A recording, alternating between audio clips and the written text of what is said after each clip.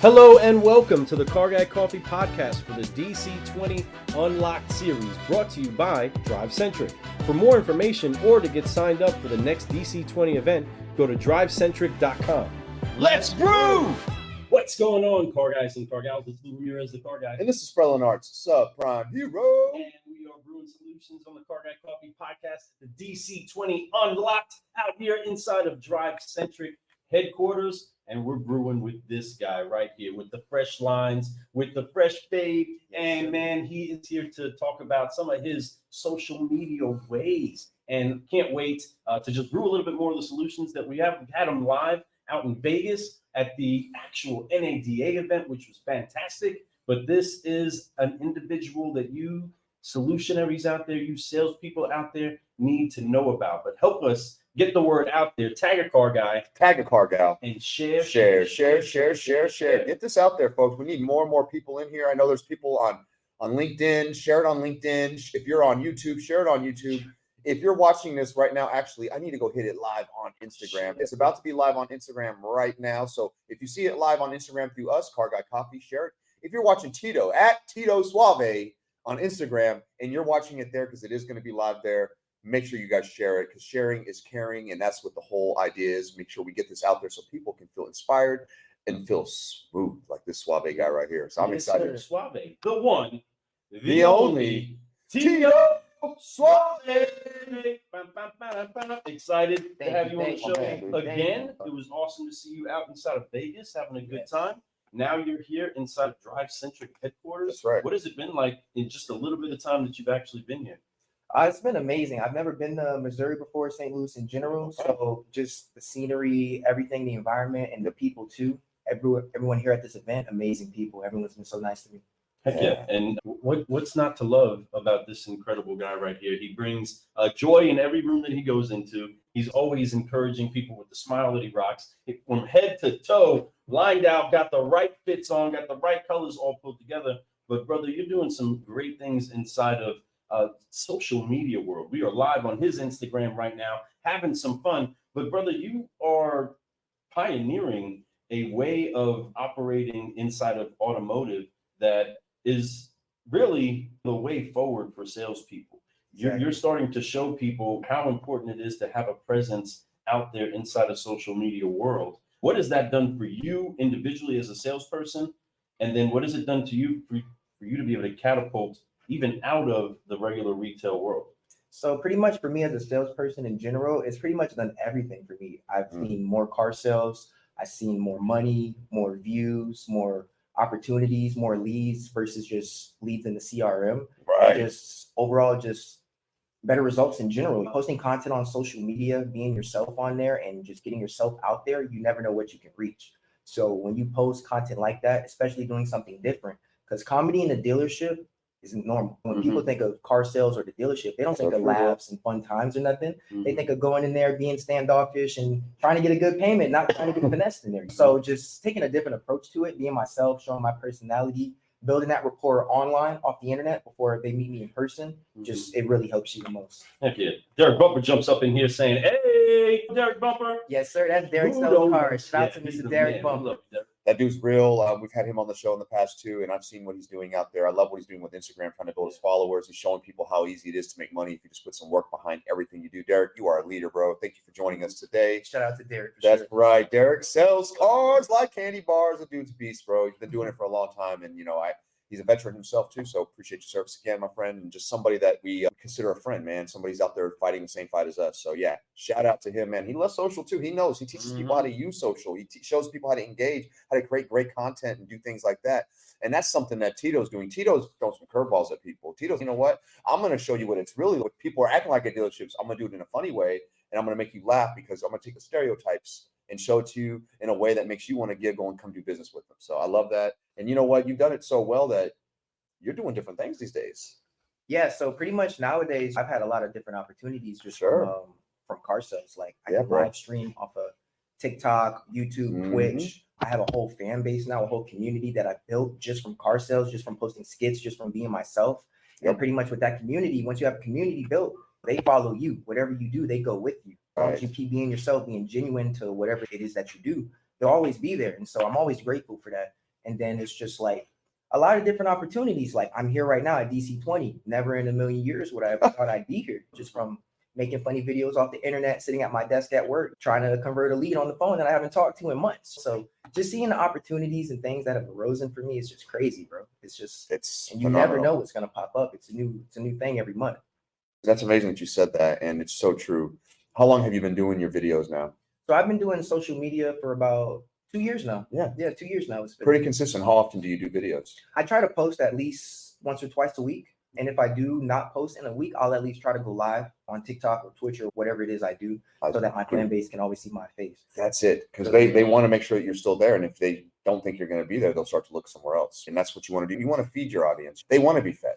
And they're excited to see something that's different, that's more creative, from somebody who's having fun doing it. You bring a lot of humor. Your body language and the way you do facial remarks and the way it's great. You're great. You're a good actor. You have a good way of being able to make a face and people can read exactly what you mean by it. And that's not, we were talking about my brother earlier today, maybe yesterday. He was telling me how my brother can do that. And you're very much like that, where you can make this face, everything that they mean and how hilarious it is. So it's great that you have that skill inside you. You know, what encouraged you to start pushing social media out there like that? So pretty much what pushed me to keep going, when I first posted my first video and I saw the results from it, it was crazy, bro. I posted a video sitting at my desk at work, and then I started working a customer that came in. He didn't buy the car or whatnot. Right. And then after he left, I checked my phone and I was like, why do I have 99 plus notifications? Just downloaded TikTok. What is this? So I checked the video. It says 6 million views. So I'm like, I think I got something with this one. And I'm showing my coworker who helped me make the video. He's like, is that real? I'm like, yeah, that's real. And I refresh it and it goes to 6 million, refresh it, 7 million. I'm like, I think we just blew up at the dealership.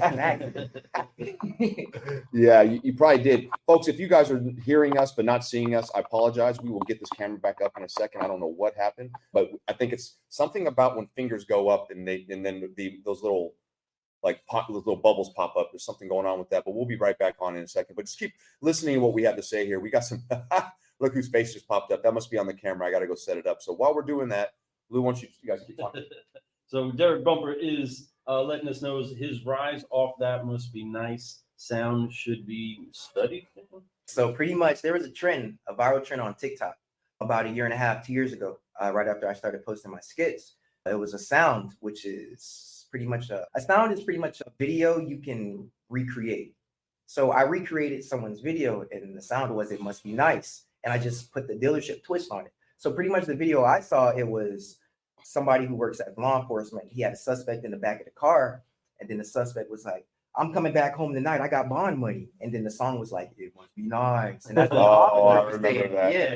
So I was like, okay, so if I just take this and use this at the dealership, there's a lot of situations where it must be nice.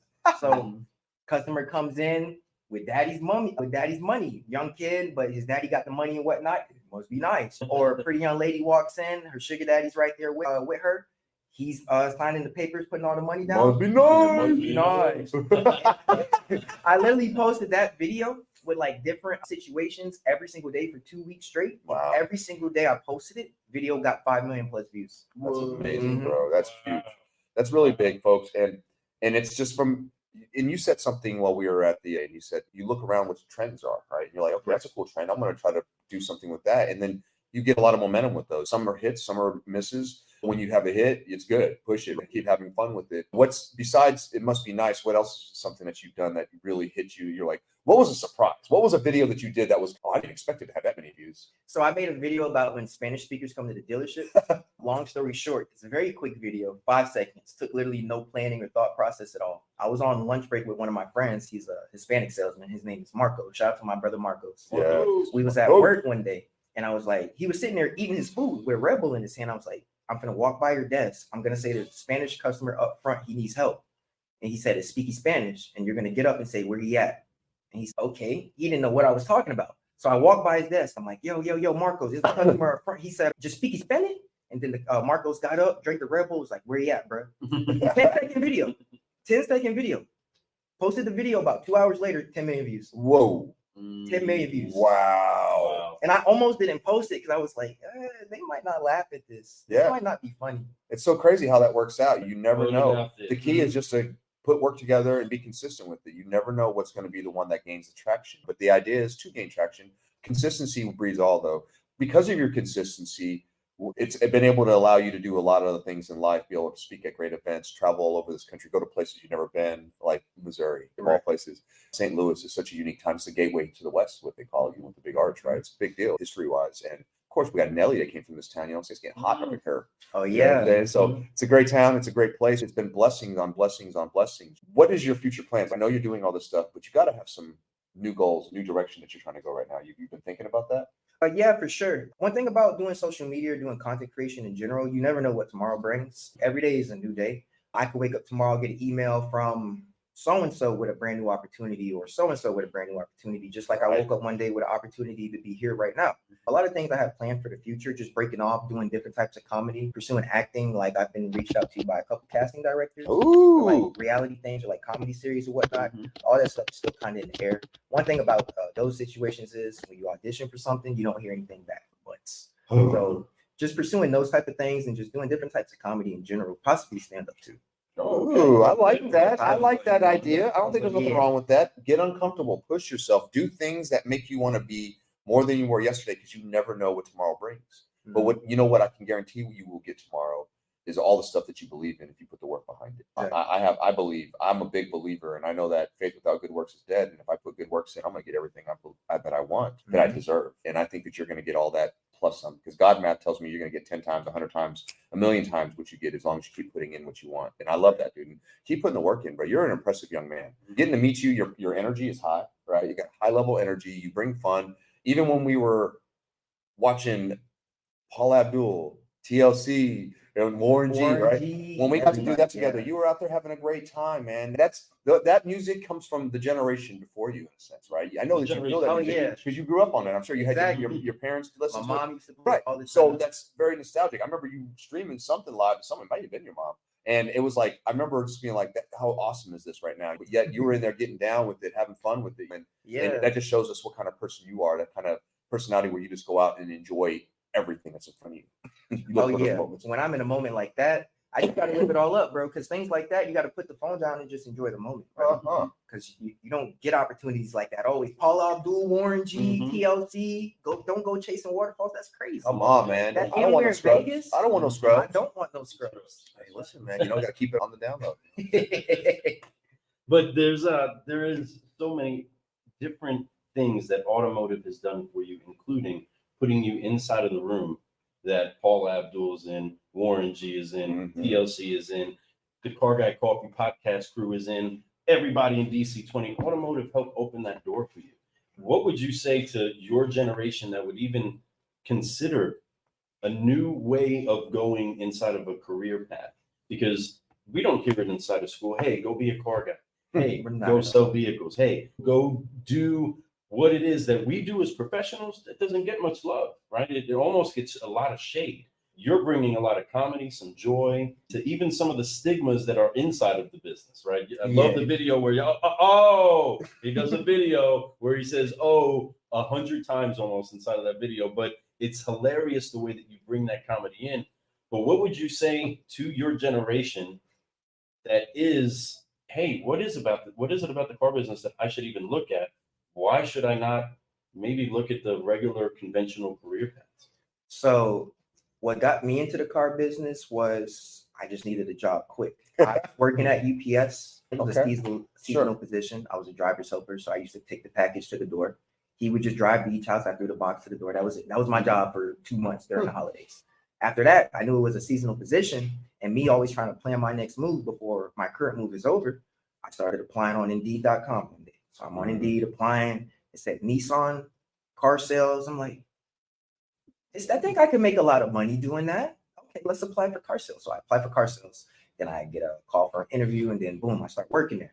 Keep in mind, I don't know shit about cars. I don't even know what an interest rate is. APR, what does that stand for? I can tell you. I don't even. I would have said APR. You know, I don't know what APR is, and I'm sitting there doing an interview with the manager, and he's like, yeah, what do you like about cars? I'm like, yeah, they're nice, and yeah, that's it. He's okay, why do you want to do car sales? I'm like people, I don't want to make money. I just said, listen, I just want to make money and talk to people. And I guess I said the right thing. That's something we want to hear. Yeah, I'm gonna sign you up. But pretty much I got to the dealership, and then, bro, what am I gonna do here at the dealership, bro? I got this whole CRM in front of me with all these people calling him. I don't know what to say to nobody. What do? I'm fresh out of high school. So it's just one thing led to another. I started working ups on a lot because I realized if I could talk to them face to face, like people are literally walking into the dealership to buy cars. This is Outback Steakhouse. They walking in to buy food. So I'm like, if they came to the dealership, they obviously want something here. They could have looked online. That's right. So I'll go outside. Hey, how y'all doing? I want to buy this car. I'm like, you do? Like, you do? Like right now. It's so hard to do, guys. Yeah, I'm like, damn, this isn't that bad. So boom, I sold my first car like that, cut my tire at the dealership and everything. Nice. And then I really prospered at the dealership from working ups because a lot of my coworkers were lazy. They just wanted to sit down at the desk, make phone calls, and complain about having no one to sell nothing to. So I'm like, I don't know what's wrong with y'all. Who are they calling? That's it, man. I don't know. What's he calling the right They're not people? showing up. No, so I used to just stand outside all day sweating.